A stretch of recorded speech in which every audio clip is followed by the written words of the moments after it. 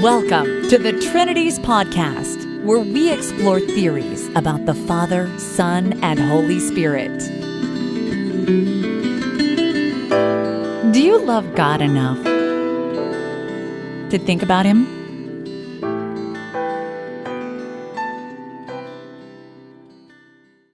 Episode 233, Dr. James R. Gordon on the Extra Calvinisticum, Part 1. Dr. James R. Gordon holds a bachelor's degree in philosophy from the University of Michigan in Flint. He also earned a Master of Arts in Philosophy of Religion from Trinity Evangelical Divinity School, and he earned his Ph.D. in Biblical and Theological Studies from Wheaton College. He's a visiting assistant professor of philosophy at Wheaton College. He's also taught at North Central College and at Trinity International University. He's here with us today to talk about his book, The Holy One in Our Midst, an essay on the flesh of Christ. This is a monograph-length treatment of a topic called the Extra Calvinisticum. In this episode, we'll find out what that is and how that relates to understanding Chalcedonian Christology. Dr. Gordon, welcome to the Trinities podcast. Thanks, Dale. I appreciate you having me. So, Dr. Gordon, why don't you tell us a little bit about your life, what sort of Christian you are, and how you came to be interested in modern debates about the fine points of incarnation. Sure. Well, my wife and I and my two sons live in Wheaton, Illinois. We attend an Anglican church here in Wheaton, and I teach philosophy at Wheaton College. As far as how I became interested in the incarnation, when I began my education in undergraduate school, I took philosophy courses and was really interested in Christian epistemology and what it meant to have religious beliefs as a Christian. And then I went to seminary, and as I took biblical studies courses and languages and began studying Christian history and the theology of the church, I began to be intrigued by a lot of the questions that theologians throughout the Christian church have been interested in. And I wanted to kind of connect how philosophy and theology actually related to one another. And so I came to Wheaton to do my PhD because they offer a very integrative program where philosophy, theology, biblical studies are all in dialogue. And I did my best to try to write a dissertation that was interested in talking about all these things. So doing philosophy, doing theology, and also doing some biblical studies work as well. So the incarnation stuck out to me in particular because on the one hand, it's the crux of the Christian faith, trying to figure out what it means to affirm that Jesus Christ is both fully God and fully human. And there are a lot of interesting philosophical questions. I suppose when I think about the doctrine of the incarnation as opposed to the doctrine of the Trinity, and thinking about which one might be preferable to study for my own interests, the Trinity always is so difficult because you're dealing with and very abstract concepts, trying to think about how human language can even refer to the divine being. But it seems like when you're talking about the incarnation, you're talking about a physical person. And so to talk about Jesus Christ, a real human being, is important and it seems a bit easier. So in some ways, if you punt on the Trinity stuff, the incarnation is a little bit easier to get our minds around, I guess. Yeah, I mean, incarnation does seem more immediate, and I think it's kind of more central and foundational to most Christian traditions as well. So you're teaching at an evangelical school and you attend an Anglican church, and there's quite a lot of Reformed theology in the book. A lot of readers would probably wonder if you are Reformed. Yeah, I like to describe myself as friendly Reformed. I have a lot of respect for the Reformed tradition. I'm Protestant and see the Anglican tradition as one of the Reformed traditions. So while I'm not explicitly confessionally bound to Westminster or any of the Reformed confessions like that, I do think the 39 Articles are generally a good way to go about starting with Christian doctrine. And so I'm an Anglican for the reason that it's a very ecumenical way to be Protestant and also the halfway to being Catholic as well. So I am an evangelical, and I also have desires to see evangelicals be more in dialogue with Catholic Christians and the Reformed tradition as well. So this book is about a pretty specific and, at least in my experience, an unusual topic, what theologians call the extra Calvinisticum. How would you summarize that doctrine so that an average Christian can understand it, and why would they think that that's an important topic?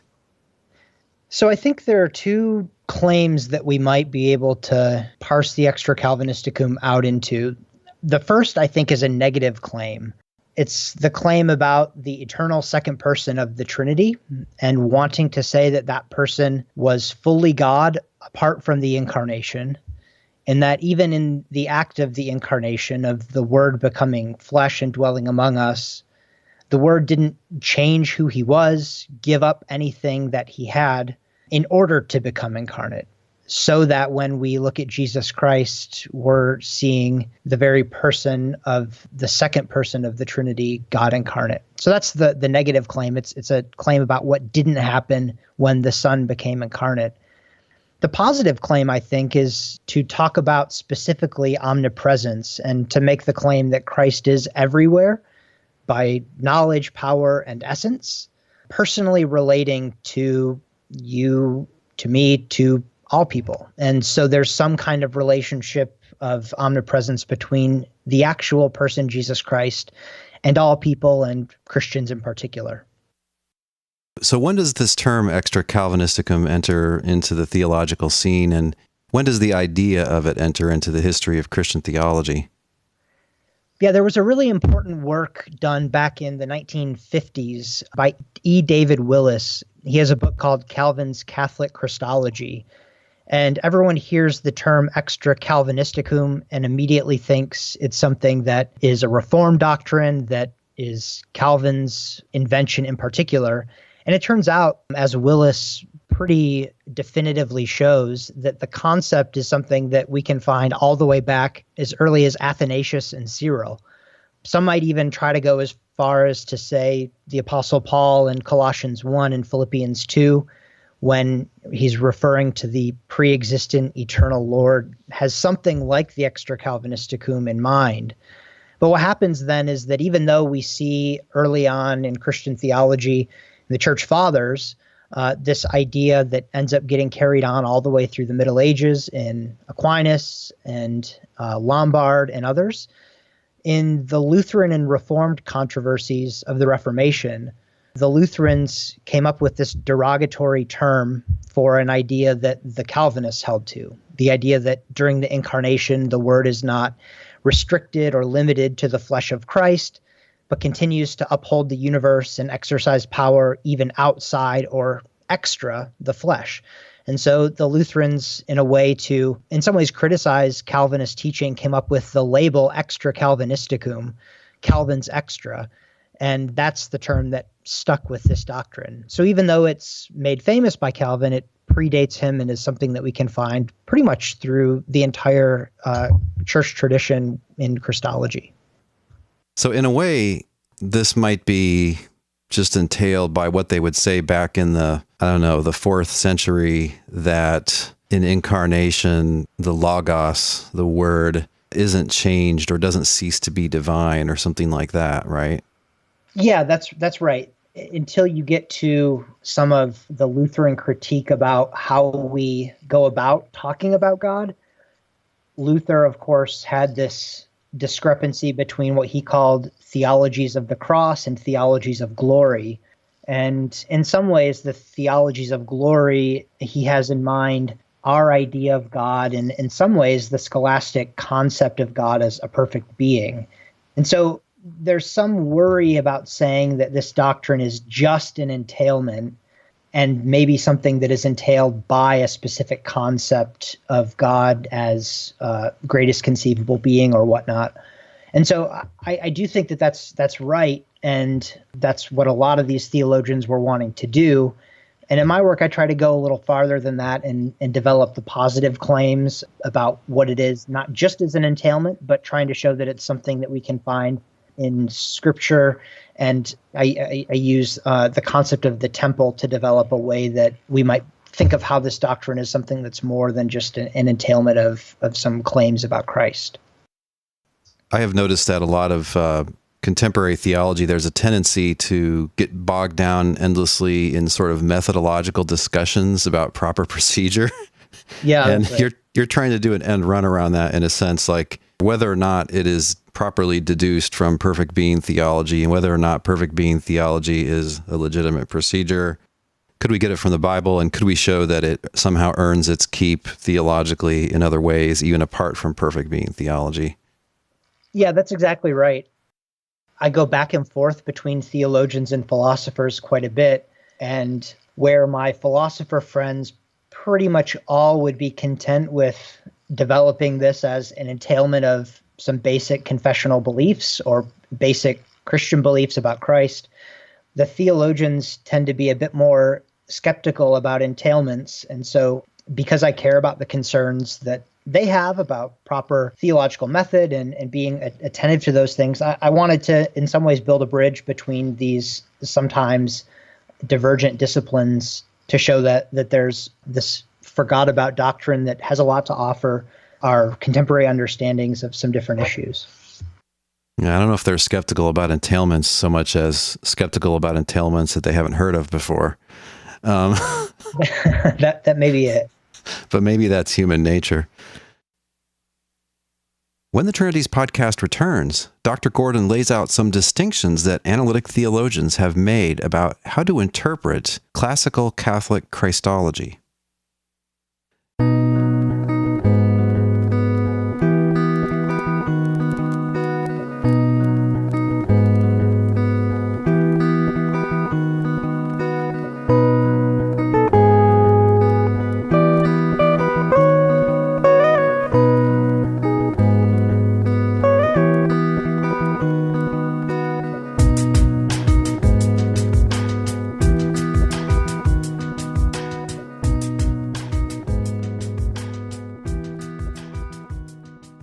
Speaking of analytic theologians, one of the things I enjoyed about the book was your discussion, particularly in the crucial chapter where you defend the coherence of the Extra Calvinisticum. Your discussion there is informed by a bunch of interesting recent analytic literature on incarnation, and they have mapped out, analytic theologians, some kind of different choices that a person can make in interpreting small c Catholic Christology. So let's talk about some of these distinctions, because I don't think a lot of people outside of analytic theology are aware of these. I would like you to explain these distinctions and then briefly say kind of which direction you think a Christian ought to go. Can we play this game? Yeah, sure. I want to be clear, though. I think that Christians ought to go in certain directions for consistency's sake, but I do think that all of these options are things that one might affirm well within the bounds of orthodoxy. And so that, I think, is an important discussion to just keep the friendly lines open between people who disagree on these issues. Yeah, that's fair enough. I noticed in a footnote that you accept an approach to the Council of Chalcedon that I've seen in lots of other authors, which is that it kind of doesn't have one interpretation, but it's just a fence designed to guard Christology from certain errors. And so it doesn't exactly tell you what to think, but that's okay because it doesn't have to do that. That's right. This is borrowing from Sarah Coakley, who basically says that what Chalcedon is trying to do is to create, in some ways, a set of fences, playing field, if you will, that there are some things that you can't say when you're saying things about Christ. And there's a whole lot of things you can say. And so I take it that all these distinctions are within those goalposts, trying to be faithful to the witness of Scripture and to what we see about the person of Christ, even though they're philosophically important distinctions in different ways. All right, so let's talk about some of these distinctions. The first one is between an abstract understanding of the divine human nature in Christ and a concrete understanding of those natures. What's the difference? I think this goes back to some basic distinctions between Aristotelian and Platonic metaphysics. And of course, there's so much revisionist scholarship on Plato and Aristotle that I am very wary of even using those labels. But generally speaking, I think the distinction is something like when we're talking about the kind of human nature that Christ assumed, so this is specifically about what it is that the human nature that Christ assumed is. Is it something that is an abstract universal, that is a set of properties?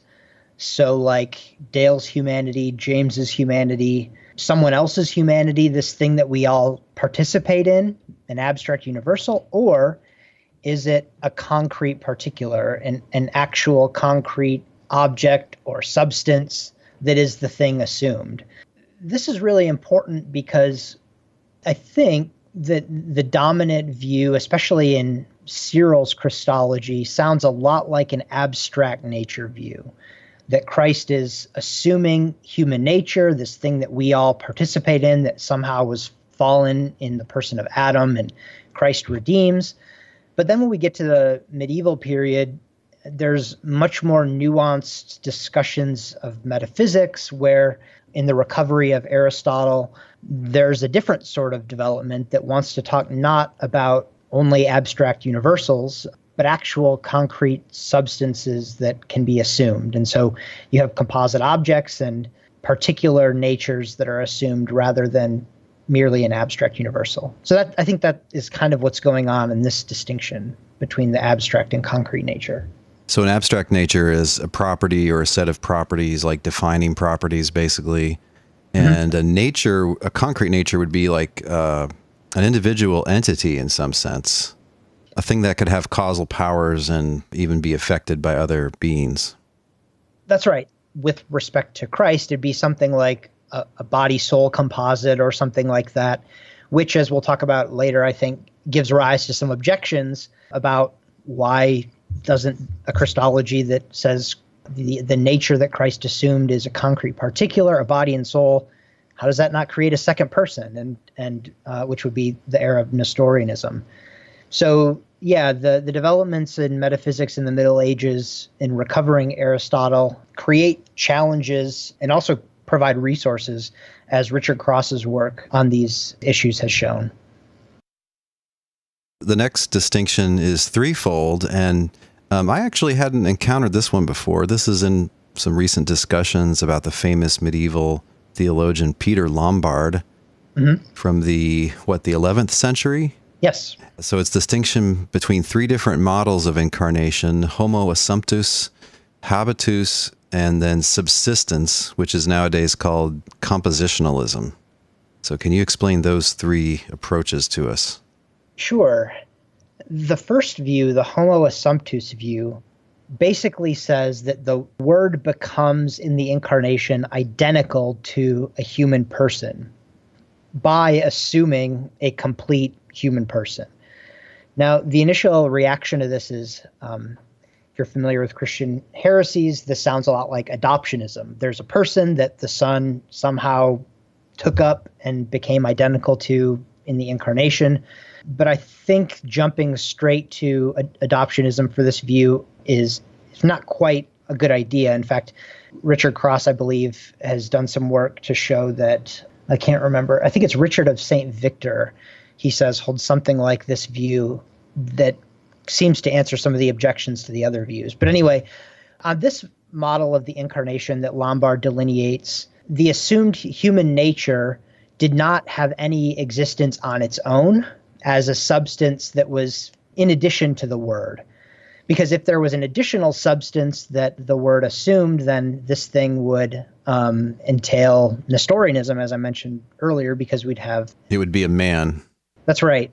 And so what Lombard describes this view is, he says that there was nothing new that came to be in the incarnation. The Word just becomes identical to a particular human person. The question here then becomes, how is it that we can have the Word not changing, remaining immutable, and yet becoming identical to something that it was not? And so, in fact, this is explicitly the reason that Aquinas ends up rejecting this view in the Summa, because he thinks that if we say the body and soul of Christ are united to the Word like mere accidents, then it would be Nestorianism.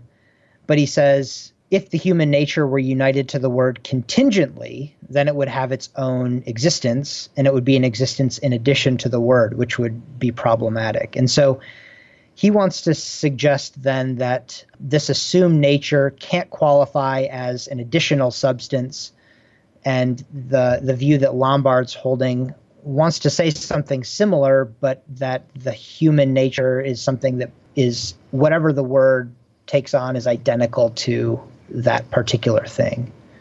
If there were something in the Incarnation that was a new thing in addition to the word, we'd have Nestorianism. And so on the view that Lombard is describing, the human nature that is assumed here, the full, complete nature, is not a substance in itself. This means then that the Incarnation basically is a relation. The human nature, this Homo assumptus view says, is really related to the word, but there's no new real relation to the word, to use Aquinas' terminology there. Oh boy. Okay, so I'm laughing because the medieval idea of relations, I think, is kind of foreign to us nowadays. So they think of it as like an intrinsic property that's like a vector that points to something else. And so the human nature would have one of those pointing toward the divine nature, but not vice versa. Is that one way to That's right. Yeah, I think that's it? Close to what's coming, what the Homo assumptus view is getting to here, yeah. I'm not quite sure how I get that there's one view here, though. You described it in terms of the word becoming what it's not. So if it's just a qualitative change, if it just becomes human, then, okay, well, then you might worry if you think the word can't change because it's timeless and unchanging. But right. At one point you talked about it becoming something else, like numerically a different thing. I mean, wouldn't that be just obviously impossible? Because one thing that's not identical to another thing can't become identical to it, arguably. Yeah. So the Logos on this view doesn't assume a pre-existing individual, but in the Incarnation, the word assumes, and this is, I think, the key distinction with this view, does become numerically identical with a human body and soul at the moment of the virginal conception here. So the Homo assumptus view does affirm a relation of numerical identity between the assumed complete individual, the Homo assumptus says, and the person of the Word. So there's a numerical identity relation there that the other view, the habitus in particular, is going to reject. Okay, so I'm wondering why it's called Homo assumptus, because homo means a man, but it sounds like it's assuming something that's not a man, right? It's deliberately not a man. It's the components that would normally make a man. Yeah, so this is, I think, part of the challenge in this view is it gets taken a few different ways. So the way Aquinas interprets this view, he's pretty clear that, I think if I recall, he does see something like an adoptionism in this view. I can't recall particularly his objection, but it is wanting to make the claim that the man that we see walking around in the Gospels is identical to the Logos. Okay. Mm-hmm. Because in that assumption, whatever happens there is a kind of relation that generates a numerical identity relation. Mm-hmm. That's definitely what a lot of Christians think. I mean, some will call the unincarnated word, they might call that the pre-human Jesus. And so it sounds like it's just numerically the same being as this human person before they were human at an earlier time, right? So there's numerical identity assumed there. There's actually some interesting connections between this view and some of the recent work in physicalist Christology.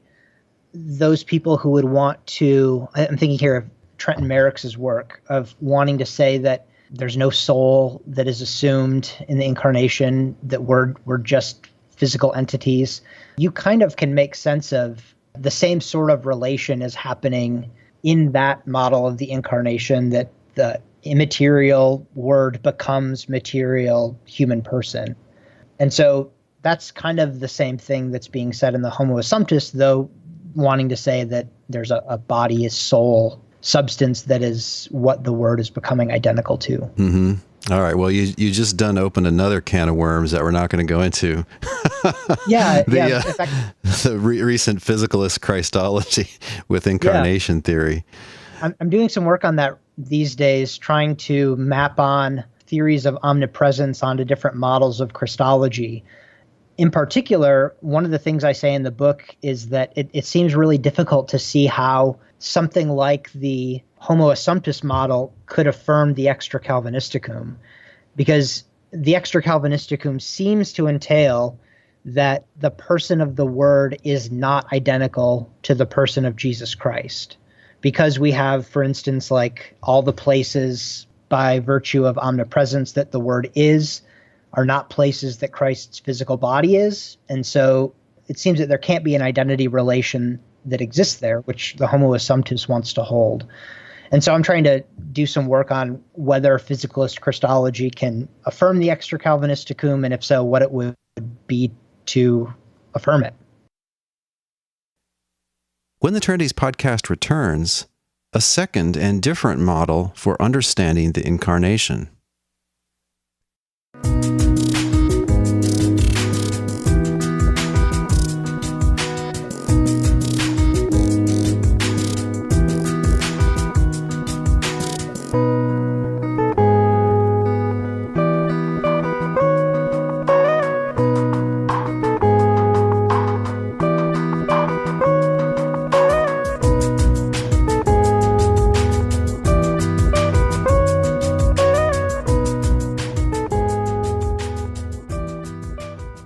Let's move on to the habitus view. Yeah, so the habitus view, the primary thing they're wanting to say here is that there's no new real relation with respect to the Word to this human nature.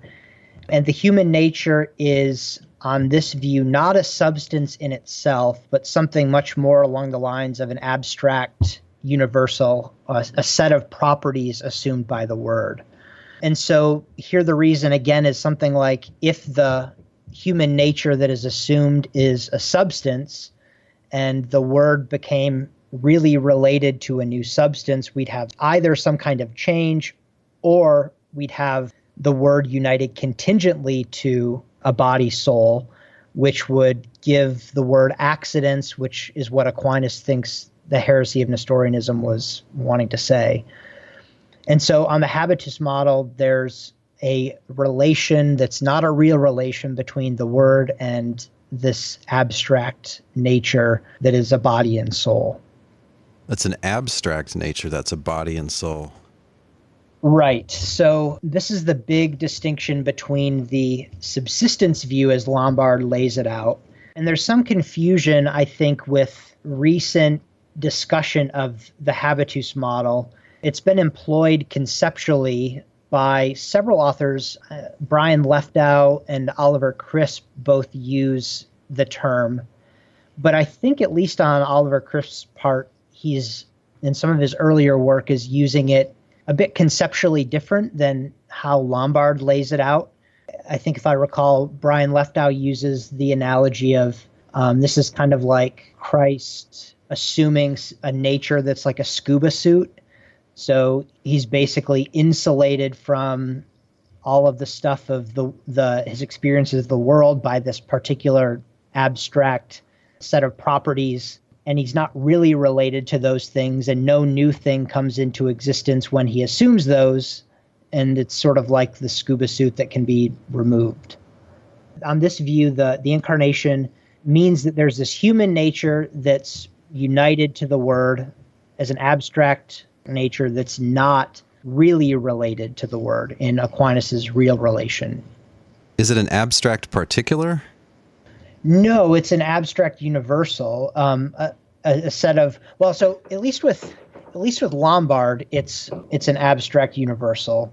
I don't know enough about the development of how this becomes used in later medieval theologians, aside from what Aquinas says about it. But at least on Aquinas's view, well, Aquinas is difficult to pin down which of these he actually holds on to. Mm-hmm. He explicitly rejects this view in the Tertia Pars, but then he also does at some places reject the next view, the subsistence view as well.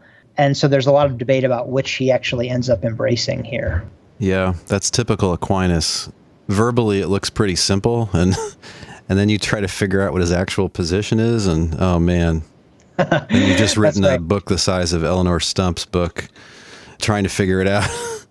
Yeah, that's right. It's kind of blowing my mind, though, this habitus idea, because if the human nature is just an abstract universal, and it's not a property that's had by the Word, then I guess I don't understand what it's doing in the picture. Like, it's not a property of the Word, because that would make the Word change, right? What's it instantiated in? Nothing? That's exactly Aquinas' critique of this view, is that he says that the body and the soul are just united to the Word like accidents, but the Word can't have any accidents. And if it were instantiated in the Word, then it would be a substance on its own. And so it can't be something that has existence on its own, which is why the subsistence view ends up working a bit better for him. Okay, all right. Let's move on to that subsistence view then. Okay. So on the subsistence view, the nature that is assumed is itself a substance, a concrete particular, usually taken to be a body and soul. And the key distinction here is that in the assumption, in the incarnation, the result of the assumption is a new composite entity. And so what we get here is where the previous version wanted to say that there's nothing, the habitus model wants to say there's some kind of relation between the Word and this abstract nature, but nothing new comes into existence. This view says the nature that's assumed is a substance, and in the assumption, we now get this new composite entity that is the Word and the substance that was assumed.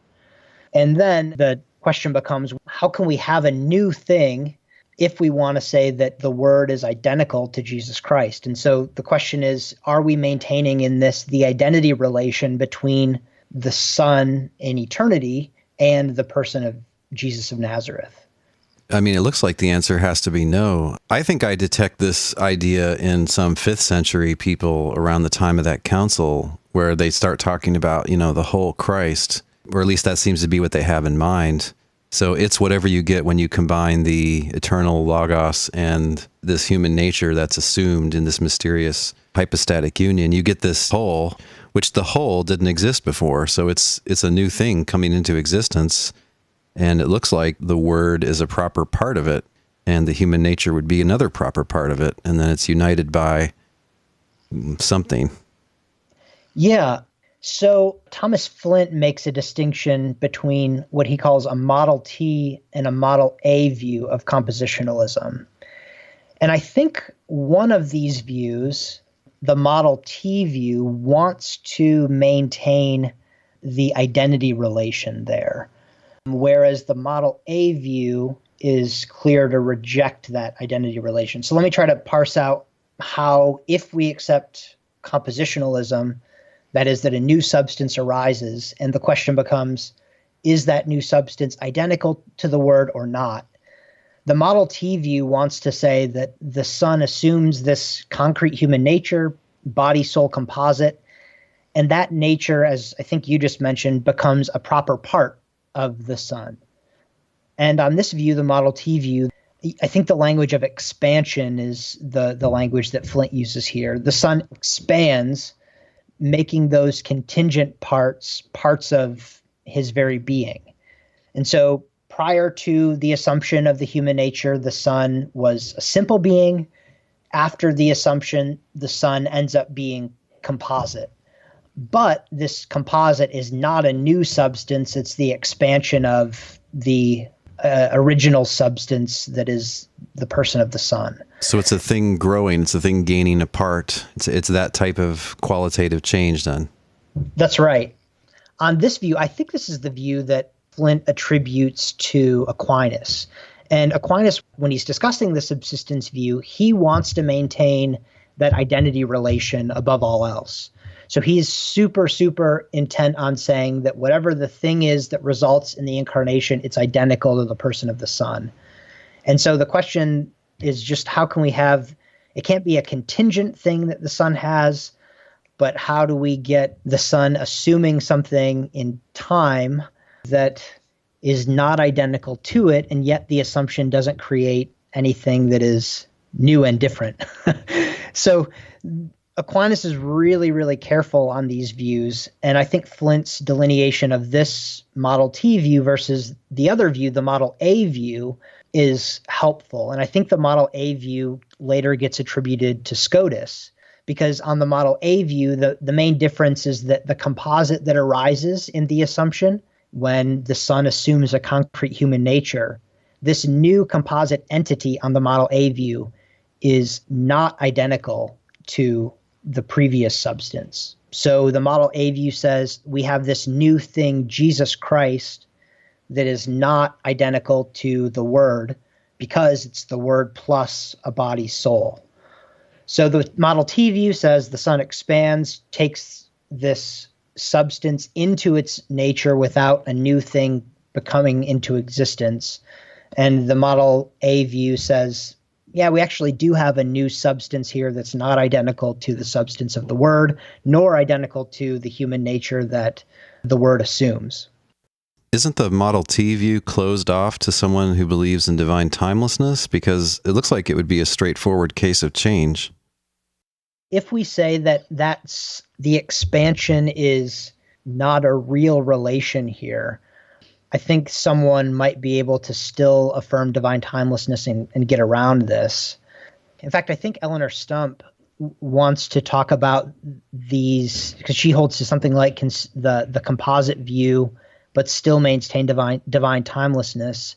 And so she tries to talk about how the eternal Son can have temporal parts, I believe. So one can do it. I'm not sure if one can do it consistently, but I'm not an expert on divine timelessness by any means. I don't know. It seems to me like at time one, you have the Word lacking a part, and at time two, it has a new part. So I don't see how you get around that being change. I could maybe see how you get around there being change on the other one, on the medieval way of understanding relations. Mm-hmm. If the composite can come to exist only because the human nature is related to the Word, but not vice versa or something. Yeah, I think I share that intuition that it's difficult to make sense about how this doesn't entail change. But then you run up to the problem that some people think that if you give up the identity claim that the Word is identical to Jesus Christ, you are basically giving up Orthodox Christology. They say this is something that's entailed by some of the Chalcedonian claims about the very thing that we ascribe these natures to is the Word itself. Right. You're talking about a problem for the Model A view now. That's right. Yeah. So which is the one that you think is correct, right? Yeah, I tend towards the Model A view because I don't think you consistently, as I mentioned before, can affirm something like the Extra Calvinisticum and maintain that the Word is identical to the human person of Jesus. If you get all of the theologians in, Athanasius, for instance, he talks about it in terms of creation, and he says that the Word in becoming incarnate didn't give up being present to all things and upholding all things by his power and doing these other sorts of things that clearly are done elsewhere besides the actual location of the person of Jesus walking around. And of course, this is challenging because now we're talking about, the cosmology and the way the world is and how we map these concepts onto pre-modern views of, the four-tiered universe or and heaven being up and whatnot. How we deal with those questions is raised by a lot of these issues as well. When the Trinities podcast returns, Dr. Gordon and I discuss some objections to his preferred way of understanding Chalcedonian Christology.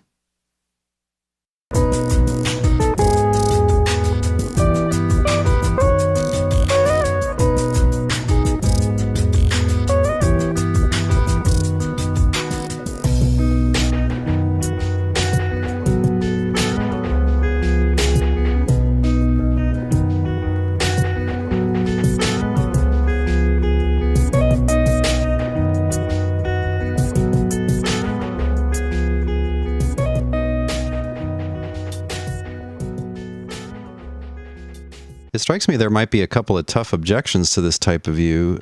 One is what you call, or what maybe Oliver Crisp calls the no person objection, which I'd like to hear your take on that. But I mean, another one would just be the Word is supposed to be a person, and then isn't Christ supposed to be a person, but it must not be the same person as the Word because it's a different thing than the Word.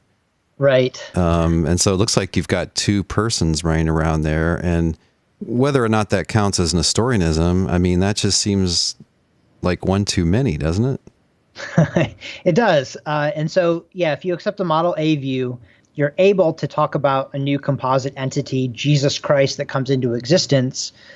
But the no person objection is that it seems that there's no person that the composite is identical to, because the composite is not identical to the person of the Word, because the person of the Word takes on an additional substance, and a new substance, new composite arises from that assumption.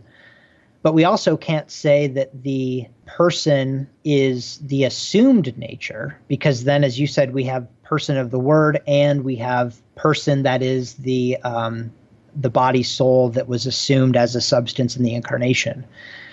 And so it seems then that this thing that is Jesus of Nazareth, or Jesus Christ, is not identical to any person.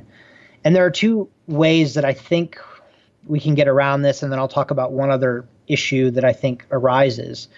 The first is way back, I think it was in the 80s, Alfred Freddoso has an essay in Faith and Philosophy. He's delineating Aquinas's views on act and potency, and says that it would be improper to say that Jesus Christ is a human person.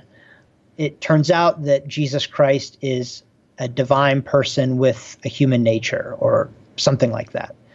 And so that's one way you can go, is just say, well, we actually shouldn't say that Jesus Christ is a human person. It's a divine person that has a human nature in addition to the divine nature.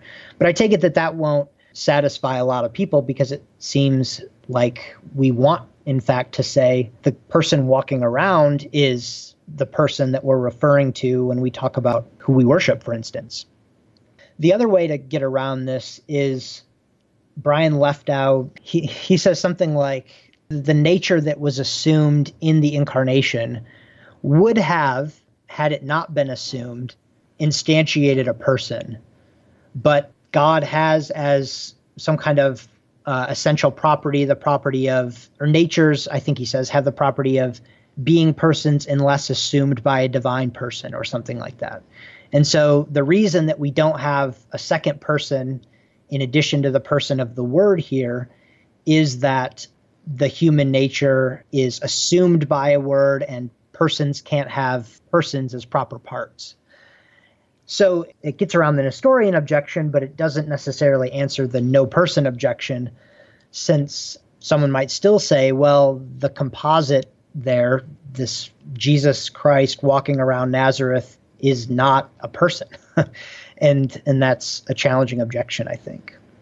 Right. I mean, there needs to be a real self who's the one who, for instance, died on a cross, or when was nailed to a cross, but presumably that couldn't be the eternal Word. And if the composite isn't a self, then it couldn't be the composite either. Yeah. And I think, people like Freddoso and Leftow, I mean, there is an old tradition going back to, I can't quite remember which council, of saying that Christ is, quote, man, but not a man. Yeah. That if you say there is a man there, you've got too many selves, too many persons. But you have to say it's man, that man is predicable of it because it has those components related to it.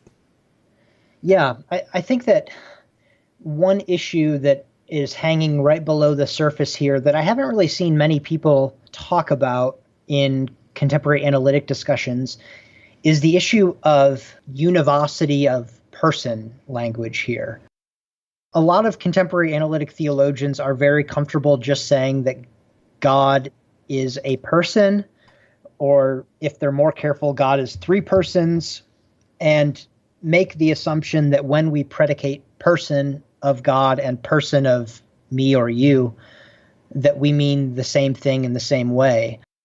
And I think that there might be, when we're trying to talk about the person that's walking around as a composite entity and the person of the Word, there might be a way to avoid Nestorianism and the objection that is actually the substance of the Nestorian heresy by saying that we're not talking about person in the same way here. So I pursue that a little bit, and I mentioned that this seems to be something more along the lines of what Scotus wants to do, where he seems more comfortable talking about the person of the Word and the person of Jesus Christ not being identical, and yet also thinking he avoids Nestorianism. So, and it's kind of odd that usually the person associated with univocity, Scotus, seems to have something of an equivocation with respect to person here between the Word as a person and the human person that's the composite. So that's something I think that needs to be pursued a little bit more, and something that analytic theologians and theologians as such get clear on about what we're meaning when we talk about persons with respect to divine persons and human persons. I think one type of objection that's neglected in a lot of recent analytic work is a real lack of worry about Docetism. You don't want your Christology to say that there only appears to be a man here. I mean, isn't it just a straightforward New Testament assertion? It calls Jesus an anthropos a couple places. And I mean, he's supposed to be a man everywhere. He has a mother, and he does all the things that a man does, and he gets killed and so on. And I mean, a unique man to be sure, but definitely a man. And I don't think there's really a hint that that's to be taken in some special sense, like he's really just analogous to a normal man or something. I mean, he's supposed to be one of us, a second Adam. Adam is supposed to be a man, and he's supposed to be a man. I mean, this composite, though, your view is there's the eternal Word, a divine person, and then it unites with a complete human nature, and this results in a new composite. But I mean, I think your view, as you explain it in the book, is that the human nature is not a man because of the union with the Word. Is that right? You agree with that? That's right. That would be making use of the hypostasis distinction. Yeah. Yeah, so I take that line. So maybe hypothetically it would be a man if it wasn't united. But anyway, never mind if that's possible or not. It's not actual, so it's at no time is it a man. Okay, so the human nature then can't be a man, but it looks like the composite won't be a man either, right? Why would it be a man just because it has a divine person and then these two components? I mean, I've made an analogy before. If a demon could kick my soul out and just inhabit my body and take over my body, I don't think that would make the demon a human being. Right. But if it could somehow deactivate my soul, yet unite with it and take over the body, I still don't think it would be a human being. I mean, it's just not the right kind of thing. It doesn't even have the right kind of origin to be a human. So, I mean, are you at all worried that this view could have a Jesus that's not a real human?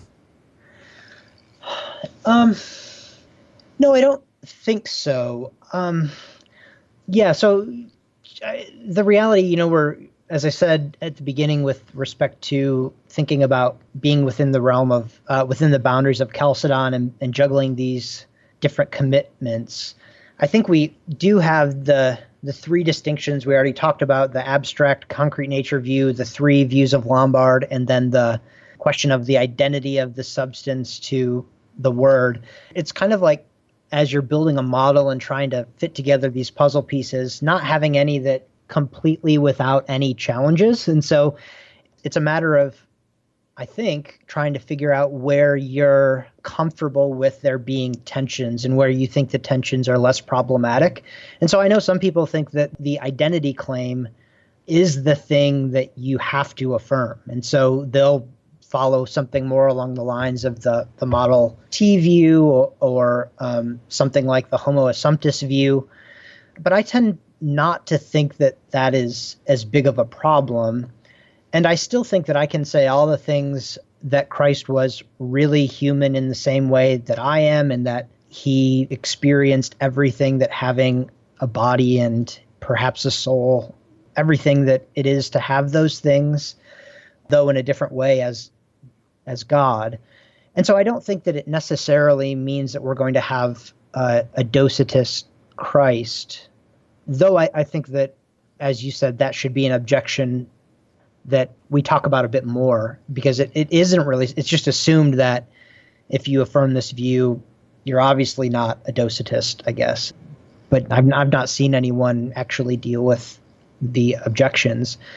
And in fact, it turns out that, to go back to the very beginning when we talked about the Lutheran objections to this extra Calvinisticum, this is precisely some of the reasons that the Lutherans were opposed to it, is they thought that if we're going to say anything about the person of Christ, we have to talk about development in the human nature.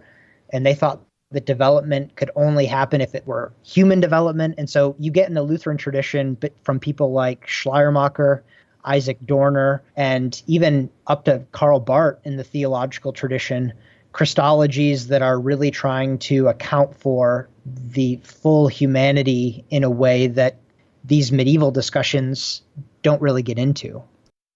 Do they end up treating the human nature as basically a human person in all but name? The Lutherans in general? Yeah. Generally, if Reformed Christologies tend to get critiqued of leaning towards Nestorianism, Lutheran Christologies tend to get critiqued of being monophysite, and that they seem in some ways to blur the human and divine natures, so that in the Incarnation, I think we'll talk later about the communication of attributes, I suspect, and they have a version of the communication of attributes which basically says, in the assumption of this new nature, because of the Word's properties of omniscience, omnipotence, and such other properties, those properties are communicated to the assumed nature. And this is why the Lutherans differ from the Reformed on, for instance, the Eucharist, that omnipresence is communicated to the human nature so that the human nature now becomes omnipresent with the Word. And so the Lutherans get critiqued a lot more on the blurring the distinction between the two natures so that they can account for the actual humanity and development of the person of Jesus. And the Reformed get critiqued of Nestorianism, and that they want to bracket off the Word from those human experiences in some way or other. All right. Well, we'll open that can of worms about the communication of idioms next week. Thanks for talking with us, Dr. Gordon. Yes, thank you for having me.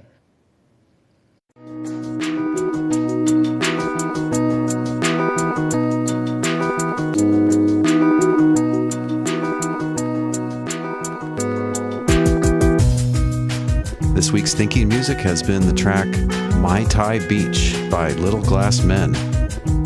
As always, there's a link on the blog post for this episode at trinities.org, where you can listen to or download that entire track.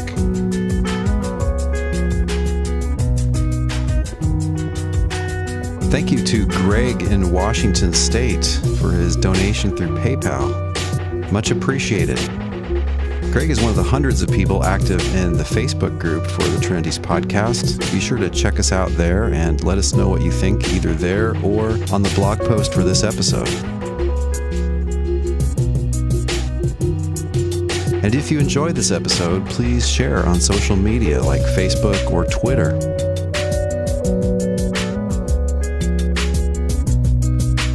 Next week, part 2 of my conversation with Dr. James R. Gordon, in which he argues that the extra Calvinisticum is, in a sense, a biblical doctrine.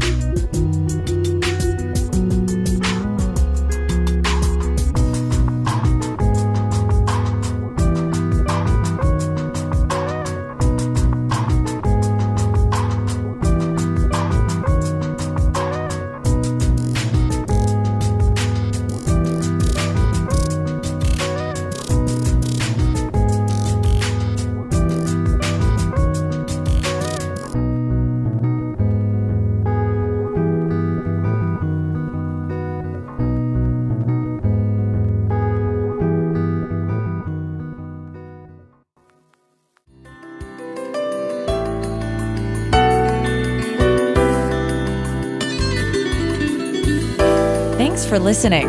We'll see you online at trinities.org. Till next time, don't forget to love God with all your mind.